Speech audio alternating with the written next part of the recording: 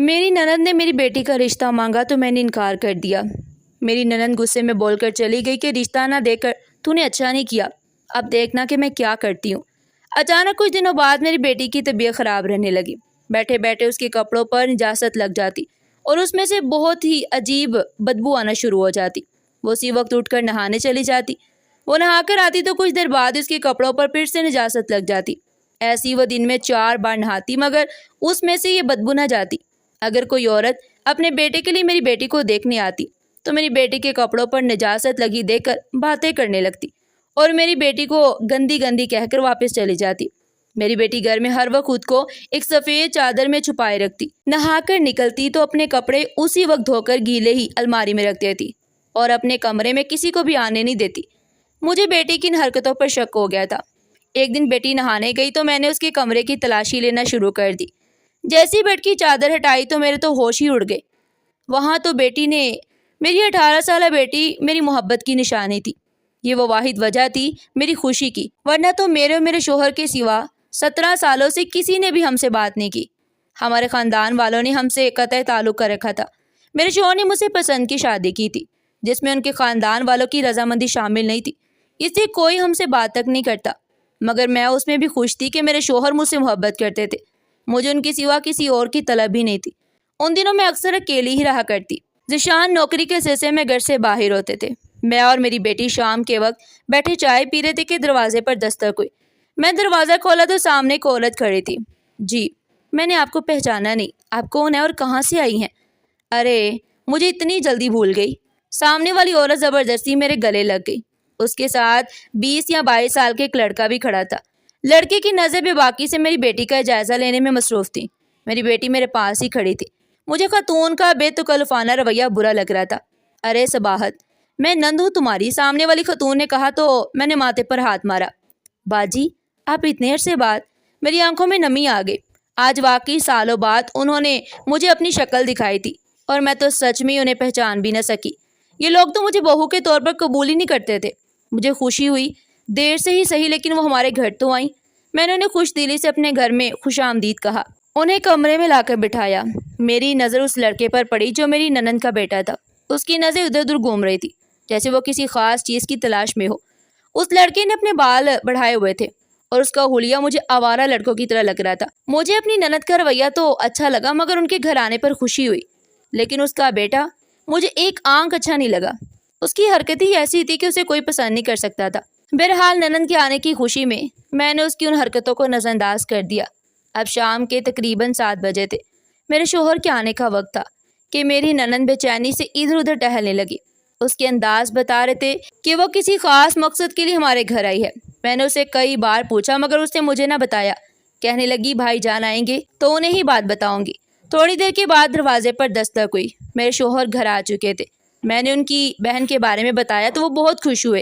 بہن بھی ان سے ملی تو گلے لگ کر خوب روئی۔ بھائی سے خوب پیار جتایا۔ تھوڑی دیر کے بعد حالات معمول پر ہوئے تو رات کے کھانے پر میری ننند نے میری بیٹی کا ہاتھ میرے شوہر سے مانگ لیا۔ یہ بات سن کر مجھے کچھ اچھا خاص نہیں لگا کیونکہ مجھے شہباز بالکل بھی پسند نہیں آیا تھا، مگر میری ننند بولی، بھائی صاحب آپ کے اپنے خاندان سے تعلقات ویسے بھی خراب ہے، یہ رشتہ ہو جائے گا تو ایک بار پھر سے آپ اپنے خاندان سے جڑ جائیں گے۔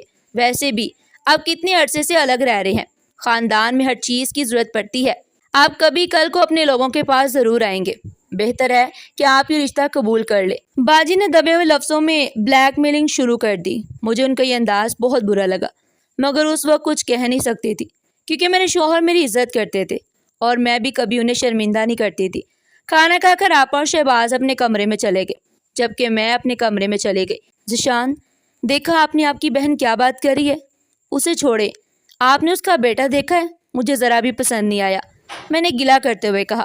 لیکن ذیشان تو اپنی بہن کی محبت دیکھ کر فوراً ہی بدل گئے۔ وہ مجھے بھول ہی گئے تھے اور بولے، دیکھو صباحت، میں تمہاری وجہ سے اتنے خاندان سے کٹ کر رہ گیا ہوں، اب تم کیا چاہتی ہو؟ برسوں بعد اپنی بہن کو خالی ہاتھ لوٹا دوں؟ ذیشان آج بڑے جذباتی ہو رہے تھے۔ ذیشان، ہماری بیٹی کوئی چیز نہیں ہے جو کسی کی جھولی میں ڈال دی جائے۔ آپ نے اس لڑکے کو دیکھا ہے؟ کسی کام کا نہیں ہے، اس کا حلیہ تو دیکھیے، مجھے تو لگتا ہے وہ نشہ بھی کرتا ہوگا۔ میری بات سن کر ذیشان غصے میں آ گئے۔ تم تو ہر وقت میرے خاندان کو برا بھلا کہتی رہتی ہو، آخر تمہارا مسئلہ کیا ہے؟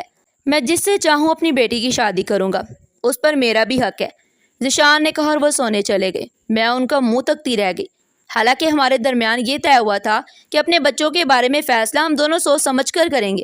نہ جانے آج اپنی بہن کو ایسے دیکھ کر انہیں کیا ہی ہو گیا تھا۔ سوائے صبر کرنے کے میں اور کر بھی کیا سکتے تھے؟ کچھ نہ بولی، مگر میں جان گئی تھی کہ میری نند ضرور میرے گھر میں فساد ڈلوا کر ہی رہے گی۔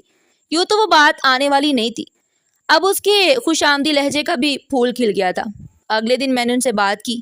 آپا، آپ تو جانتی ہیں کہ میری بیٹی شہر میں پلی بڑی ہے، آپ کے بیٹے کے ساتھ وہ نبھا نہیں کر پائے گی۔ میں نے اپنی نند کو سمجھانے کی لاکھ کوشش کی، انہیں کئی دلیلیں دے کر سمجھایا، لیکن وہ تو جیسے ہتے سے اکھڑ گئی، اپنی ضد پر قائم رہی۔ کہنے لگی، میں اپنے بھائی سے بات کروں گی، تم سے بات کرنے کا میرا کوئی ارادہ نہیں، میں تو اپنے خاندان کا بھلا چاہتی ہوں، جبکہ تم شاید یہ نہیں چاہتی ہو۔ وہ کھلم کھلا مخالفت پر اتر آئی۔ میں نے مزید الجھنا مناسب نہیں سمجھا۔ میں اپنے شوہر کے آنے کا انتظار کر رہی تھی۔ آج ان کا رویہ بدلا بدلا سا تھا، وہ مجھ سے کھینچے کھینچے نظر آ رہے تھے۔ میں نے ان سے کئی بار بات کرنے کی کوشش کی، مگر ان کی محبت جیسے مانند پڑ گئی، وہ میری کوئی بات سن ہی نہیں رہے تھے۔ اس سب کی وجہ سے میری بیٹی بھی بہت پریشان تھی۔ جب سے میری نند آئی تھی وہ زیادہ تر اپنے کمرے میں ہی بند رہتی۔ میں نے دیکھا وہ بجھی بجھی رہنے لگی۔ وہ جب بھی میری نند کے بیٹے کے سامنے آتی تو اسے گھورتا ہی رہتا، اس میں کوئی شرم و حیا والی بات بھی نہیں تھی۔ میں بیٹی سے کوئی بات پوچھتی تو وہ یوں سر ہلاتی جیسے مجھے سن ہی نہیں رہی ہو، بلکہ کہیں اور ہی کھوئی ہوئی ہو۔ اس کی حالت کا مجھے بھی بہت افسوس تھا، لیکن میں اپنے شوہر کی وجہ سے کچھ نہیں کر پا رہی تھی۔ ایک ہی خوف تھا کہ کہیں وہ بیٹی کا رشتہ آپا کے بیٹے کے ساتھ ہی نہ کر دے۔ اس دن رات کو سونے کے لیے لیٹی تو مجھے نیند نہیں آ رہی تھی، نیند جیسے آنکھوں سے کوسوں دور تھی۔ ذیشان کے خراٹے پورے کمرے میں گونج رہے تھے۔ تھوڑی دیر کے بعد مجھے گھبراہٹ سی ہونے لگی۔ میں اٹھ کر کمرے سے باہر آئی، سوچا کچھ دیر صحن میں بیٹھ جاؤں۔ صحن میں جا کر کرسی پر بیٹھی تو دوسری طرف سے مجھے ہلکی سی روشنی آتی نظر آئی۔ میں دیکھا روشنی میری نند کے کمرے کی طرف سے آ رہی تھی۔ یہ وہی کمرہ تھا جس میں وہ اور ان کا بیٹا ٹھہرے ہوئے تھے۔ مارے تجسس کے میں اسی طرف چلی گئی۔ کھڑکی کے پاس کھڑے ہو کر اندر دیکھا تو کمرے میں روشنی چل رہی تھی۔ میری نند نیچے فرش پر بیٹھی ہوئی تھی، اس کے بال کھلے ہوئے تھے، دوپٹہ گلے میں نہیں تھا اور وہ عجیب انداز میں جھوم رہی تھی، جبکہ شہباز پاس ہی کھڑا پانی والی بوتل لے کر دیوار پر کچھ چھڑکاؤ کر رہا تھا۔ یہ دیکھ کر مجھے سخت حیرت ہوئی، مجھے کچھ گڑبڑ کا احساس ہوا۔ مجھ سے مزید صبر نہ ہو سکا، میں نے ایک دم دروازہ کھولا اور اندر داخل ہو گئی۔ خدا کا غصہ، آپا یہ کیا کر رہی ہیں آپ؟ میری بات پر نند نے مجھے غور کر دیکھا۔ نظر نہیں آ رہا؟ وہ فوراً اپنا سر دوپٹے میں ڈھانپتے ہوئے بولی، میں اس گھر کی خوشیوں کے لیے دعائیں کر رہی ہوں، تم کہاں سے ٹپک پڑی ہو؟ ان کے لہجے میں غصہ تھا۔ آپا یہ کون سی دعا ہے؟ میں جائے نماز پر بیٹھ کر دعا کری تھی اور تم مجھ پر کس طرح کا الزام لگا رہی ہو؟ آپا نے جھومتے ہوئے کہا، بھائی آج کل تو نیکی کا زمانہ ہی نہیں ہے، میں تو اپنے بھائی کے گھر کے لیے دعا کر رہی تھی، لیکن تم تو بڑی شکی عورت ہو۔ یا خدایا، میں یہاں کیوں آ گئی؟ مجھے تو اپنے بیٹے کے لیے میاں صاحب اپنی بیٹی کا رشتہ دے رہے تھے، جو کہ ایک سیمنٹ فیکٹری کے مالک ہے، مگر میں تو وہ رشتہ بھی ٹکرا دیا، صرف اس لیے کہ میں اپنے بھائی سے ناطہ جوڑ سکوں۔ وہ سینے پر ہاتھ مارتے ہوئے رونے لگی۔ اس صورتحال سے میں گھبرا گئی کہ کہیں ذیشان یہ سب جان کر مجھ سے جھگڑا ہی نہ شروع کر دے کہ میں نے ان کی بہن کو رلایا۔ خدا جانے یہ نندے جو ویسے تو محاذوں پر کھڑی رہتی ہیں، شوہر و بھائیوں کے آتے ہی اتنا نازک مزاج کیسے ہو جاتی ہیں کہ ان کا رونا بند نہیں ہوتا۔ خیر میں بھی چپ ہو کر کمرے سے باہر آ گئی، جانتی تھی کہ سب کا کوئی فائدہ نہیں، لیکن میری نند کی حرکتیں عجیب سے عجیب تر ہوتی جا رہی تھی۔ اگلے دن ناشتے پر میں نے اپنی بیٹی کو زبردستی بلایا، کیونکہ 2 دن سے وہ اپنے کمرے سے نہیں نکلی تھی۔ میں نے دیکھا کہ اس میں عجیب سی لڑکھڑاہٹ تھی، وہ صحیح طریقے سے چل بھی نہیں پا رہے تھے۔ صبح بھرپور نیند سے جاگی تھی، مگر پھر بھی انداز میں عجیب سی تھکن تھی۔ میں نے اسے کرسی پر بیٹھنے کا کہا اور وہ میرے قریب بیٹھی تو مجھے بدبو کا احساس ہوا۔ میری بیٹی تو بڑی صاف ستھری رہتی تھی، لیکن نہ جانے کیوں آج اس میں سے ایک عجیب سی گندی سی اسمیل آ رہی تھی۔ تبھی میں نے اس کے کپڑوں پر غور کیا تو نجاست لگی ہوئی تھی۔ میں نے اسے ڈانٹ کر کہا، جاؤ اور جا کر نہا کر آؤ اور نئے کپڑے بدلنے کے بعد پرفیوم بھی لازمی لگانا۔ یہ دیکھ کر میں نے مناسب نہ سمجھا کہ وہ یہاں بیٹھے۔ میرا اشارہ سمجھ کر وہ اٹھ گئی۔ بڑی آپا مجھے دیکھ کر مسکرانے لگی، جیسے میری بہت بڑی چوری پکڑ لی ہو۔ میری بیٹی شاید نہانے چلی گئی تھی۔ خیر ہم نے ناشتہ کیا، ناشتہ اچھے موڈ میں ہوا۔ ذیشان نے بھی ابھی تک آپا کو جواب نہیں دیا تھا کہ وہ رشتے کے بارے میں کیا خیال رکھتے ہیں، کیونکہ ابھی تک ہماری کشیدگی چل رہی تھی۔ میرے پوچھے بغیر کوئی فیصلہ وہ کرتے بھی تو نہیں تھے، مگر پھر بھی ایک طرح سے انہوں نے اپنی مرضی ظاہر کر دی۔ ذیشان کے دفتر کے جانے کے بعد میری نند بلا وجہ مجھ سے الجھنے لگی، حالانکہ میں نے اسے کچھ بھی نہیں کہا تھا۔ تھوڑی دیر بعد خود سے ہی بڑبڑاتی رہی اور پھر اپنا سامان پیک کرنے لگی۔ بولی میں واپس جا رہی ہوں، تمہارے ساتھ رہنے کا کوئی فائدہ نہیں ہے۔ میں جانتی تھی کہ وہ ایسا کیوں کر رہی ہیں، وہی ہوا جس کا ڈر تھا۔ اگلے دن انہوں نے میرے شوہر کو فون کر کے خوب بھڑکایا، کہا کہ میں ان کی عزت نہیں کرتی، انہیں دھکے دے کر گھر سے نکالا ہے اور گالیاں بھی دی ہیں۔ ذیشان یہ بات سن کر غصے میں آ گئے۔ انہوں نے اس بات کی تحقیق کیے بغیر ہی مجھے فون کر کے خوب سنا دی اور کہا کہ آئندہ کے بعد سے میں تمہاری ایک بھی بات نہیں مانوں گا۔ ذیشان کے اس رویے پر میں بہت دل برداشتہ ہوئی، لیکن کیا کر سکتے تھے؟ زہر کا ٹیکہ ہماری ازواجی زندگی کو لگ چکا تھا، اب سوائے دعا کرنے کے اور کوئی چارہ بھی نہیں بچا تھا۔ خدا ساس اور نندوں کی چالوں سے کسی دشمن کی بیٹی کو بھی بچائے۔ بہرحال اپنی اس پریشانی کا ذکر میں نے اپنی ایک دوست سے کیا۔ کہنے لگی کہ جب تک تم اپنی بیٹی کا رشتہ کہیں اور نہیں کرو گی، تمہاری ننند تمہارے سر پر منڈاتی رہے گی۔ اس سے اچھا ہے کہ اپنی بیٹی کی بات کہیں اور طے کر دو، ہو سکتا ہے اس کی طبیعت بھی سنبھل جائے، کیونکہ وہ وقتی طور پر کسی صدمے میں ہے اور تمہاری ننند کے ناراض ہونے کا کوئی جواز بھی نہیں بچے گا۔ سہیلی کی تجویز مجھے معقول لگی۔ اندر ہی اندر میں نے رشتوں کی تلاش شروع کر دی۔ ایک ماہر سے کہہ رکھا تھا کہ جیسی کوئی اچھا رشتہ آئے مجھے اطلاع کر دے، بلکہ انہیں میرے گھر بھی لے آئے۔ لیکن مجھے اس نے کہا کہ میری نظر میں ایک لڑکا ہے جو کافی پڑھا لکھا بھی ہے اور اس کی معقول تنخواہ بھی ہے، اگر تم کہو تو میں ان سے بات کروں۔ مجھے بلا اور کیا چاہیے تھا، میں نے انہیں جلدی سے ہاں کہہ دی کہ وہ جب بھی ہمارے گھر آنا چاہیں آپ انہیں لے آئیں۔ زبیدہ آنٹی نے ایسا ہی کیا، رشتے والوں کو فوراً ہی اگلے ہفتے میرے گھر لے کر آ گئے۔ میں نے ان کی خاطر تواضع میں کوئی کمی نہیں چھوڑی۔ تھوڑی دیر کے بعد میں نے اپنی بیٹی کو ان کے سامنے چائے لانے کو کہا۔ میری بیٹی ان کے لیے چائے اور بسکٹ لائی تو کمرے میں بدبو ہی بدبو پھیل گئی۔ یہ دیکھ کر مجھے سخت شرمندگی ہوئی۔ سامنے کوئی 10 مہمان بیٹھے تھے۔ میری بیٹی کی عمر ابھی 18 سال تھی۔ ایسی باتوں سے وہ بھی شرمندہ ہوتی تھی، اور جب سب لوگوں نے اپنی ناک پر ہاتھ رکھے تو وہ اور بھی گھبرا گئی۔ اسے پتا تھا کہ اس کے جسم سے اٹھنے والی بدبو نے سب کو اس کے بارے میں غلط تاثر قائم کرنے پر مجبور کر دیا، مگر پھر بھی میں نے اسے پاس آ کر بیٹھنے کا اشارہ کیا۔ وہ پاس آ کر بیٹھی تو اس کے وجود سے اٹھنے والی بدبو پہلے سے بھی زیادہ ہو گئی۔ مجھے سخت شرمندگی ہوئی۔ تبھی ان میں سے ایک عورت نے مجھے کہا، آپ کی بیٹی کے کپڑوں پر نجاست لگی ہوئی ہے، ہو سکتا ہے یہ نجاست باتھ روم کی صفائی کرتے وقت اس کے کپڑوں پر لگ گئی ہو۔ مجھے اس کی بات پر بہت ہی شرمندگی ہوئی۔ میں نے اپنی بیٹی کو جانے کا کہا، وہاں سے اٹھ کر چلی گئی۔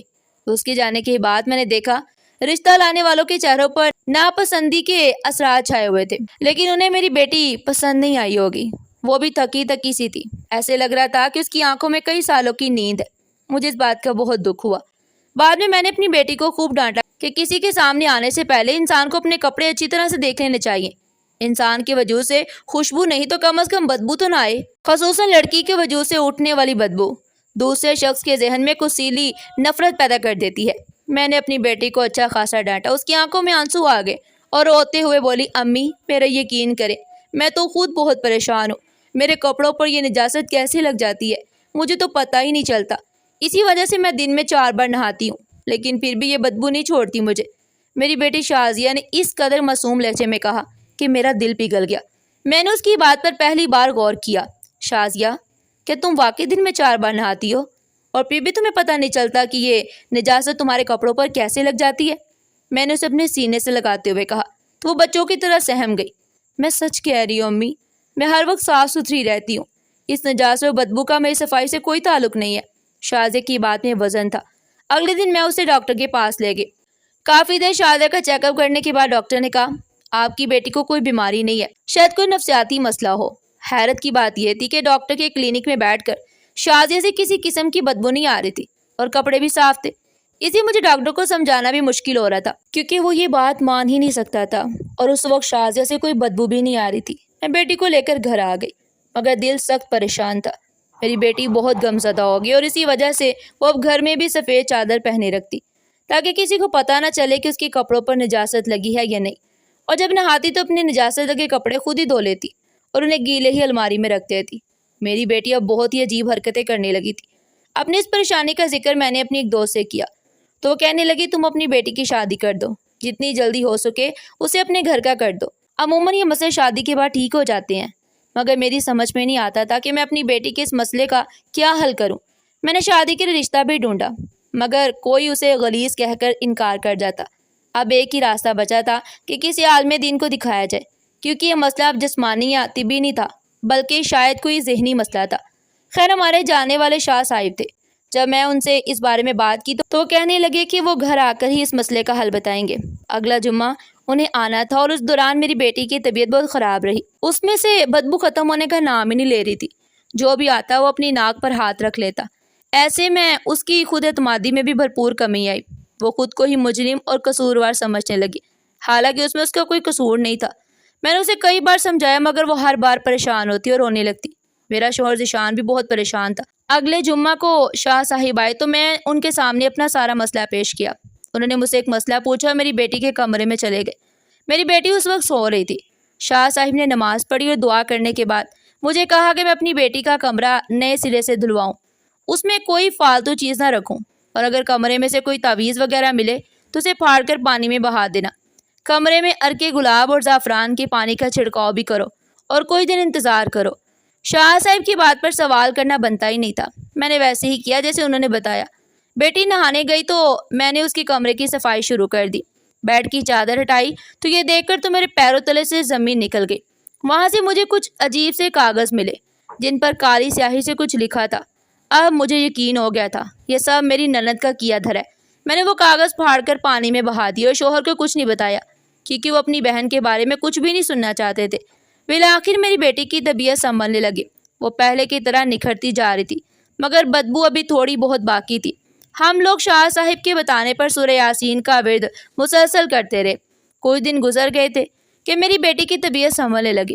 میں نے شاہ صاحب کو تعویذوں کے بارے میں بتایا اور پوچھا کہ مجھے بتائیں یہ سب کس نے کیا ہے تاکہ ہم اس سے بچ کر رہیں، مگر شاہ صاحب نے مجھے کسی کا نام نہیں بتایا۔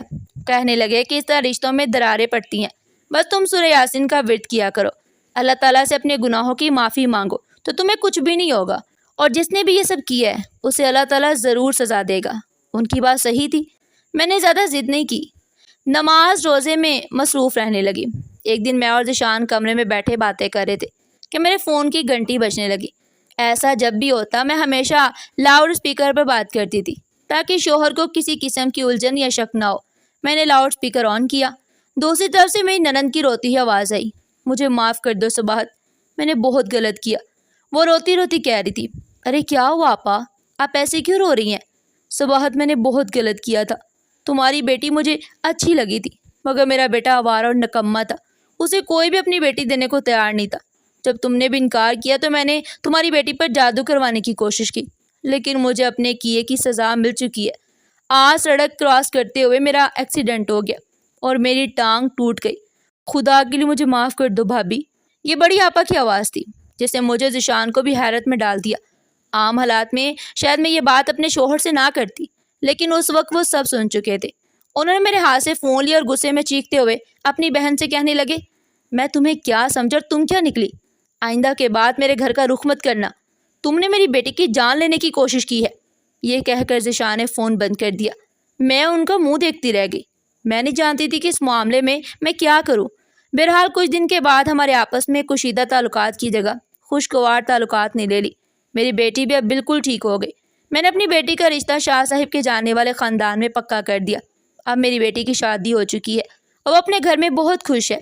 آخر میں اتنا ضرور کہوں گی کہ کبھی حسد میں آ کر اپنے پیاروں کا گھر خدا کے لیے برباد مت کرے۔ خدا سے دعا ہے کہ وہ میری ننند کو بھی ہدایت دے اور اس طرح کی ہر عورت کو ہدایت دے جو دوسروں کا گھر اجاڑتی ہے۔ ناظرین، آپ کو ہماری آج کی کہانی کیسی لگی؟ کمنٹ سیکشن میں اپنی قیمتی رائے کا اظہار ضرور کیجیے گا، اور اس طرح کی مزید سبق آموز کہانیاں سننے کے لیے چینل کو سبسکرائب کریں، ویڈیو کو لائک کریں اور زیادہ سے زیادہ شیئر کریں۔ پھر ملتے ہیں ایک نئی اور سبق آموز کہانی کے ساتھ۔ تب تک کے لیے اپنا بہت سارا خیال رکھیے گا۔ شکریہ۔ اللہ حافظ۔